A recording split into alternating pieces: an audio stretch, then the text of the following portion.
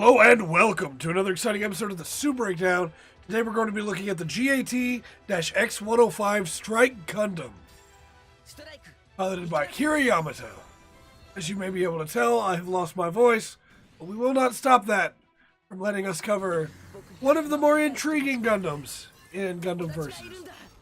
So the Strike has some pretty cool stuff going on with it. You have the basic charge in the Ale mode, which gives you the iconic shot again. Just as you had with the Freedom. You'll see from the cover of the original DVDs, I think the Blu-rays were changed, but from there you have the chain gun, which is pretty good. Does little nice bits of damage. You have some pretty decent melee combos. They're really cool. And you have this little dash forward with a spin that can lead into a really nice damaging combo that changes you into Sword Pack. So that is the big reveal, I suppose, with the Strike, is that, like the V2 in the Age 1, it has multiple packs that you can switch between. And the packs are very different from each other. The Ale pack, as we saw first, which is what we'll go back to, is the basic mid-range fighter. It has a really nice back melee combo that leads into that dash that can allow you to dodge some things you may not have dodged otherwise. It has a really handy side melee combo, pretty good. And then of course you saw the forward melee and the basic melee. Then when you switch into Sword Striker, you have the Beam Boomerang as your ranged standard shot. You have that as your basic melee attack, which is very potent, very potent. You have the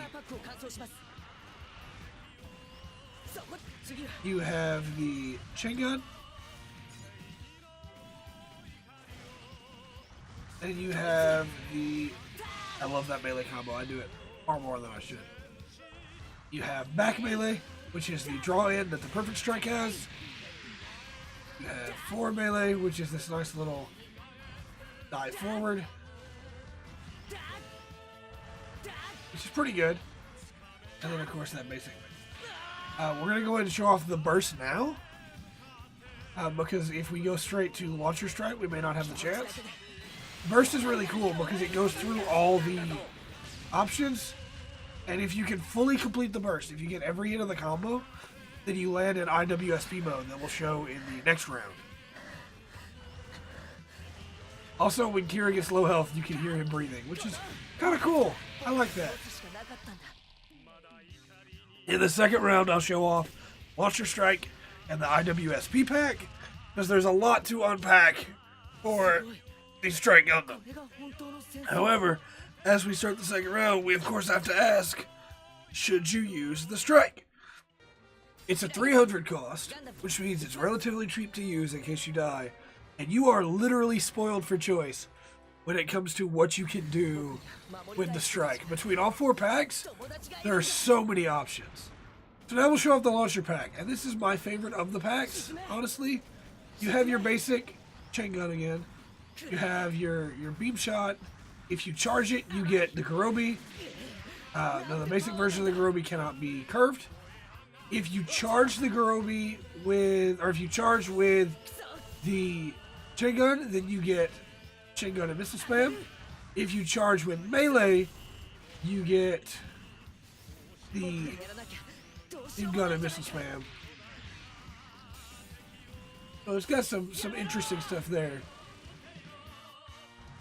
But if you charge with the chain gun and hold it for a little while, you get the Garobi. And it's then arcable, which is really cool and a really nice touch. Your melee has become missiles, and you only have 4 of them at a time. You do have to be a little bit careful with them, but they home in really well.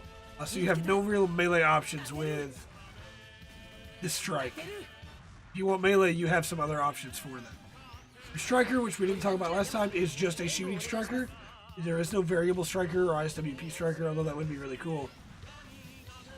Then, of course, you can still sidestep, which is nice. And we'll just see if we can show off the burst here to be able to use the final pack. because it puts you into the ISWP pack. Now, you only have the ISWP pack for a little bit of time, and you can switch to it at any time, as I'll show once it recharges. It has its own melee combos, which we're not going to try and show all of on the Aegis. I'll just show them in the air, because we don't have a lot of time. But at any time, if you hold back and switch, you switch to the ISWP. It has the standard shot, it has 2 cannons there, and it has the boomerang, which is really nice. Back melee, pop up, and standard melee, which is the katanas. Really, really good. Very powerful, does way more damage.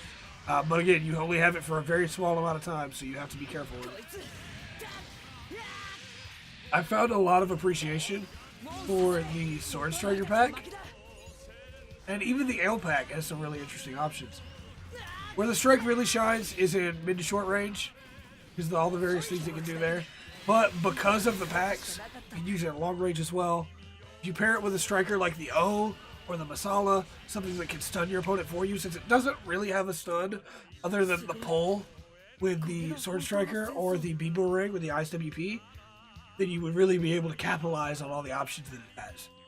But until next time, I have been Trey, this has been the Full Spectrum, and remember to always enjoy the full spectrum that the strike has to offer.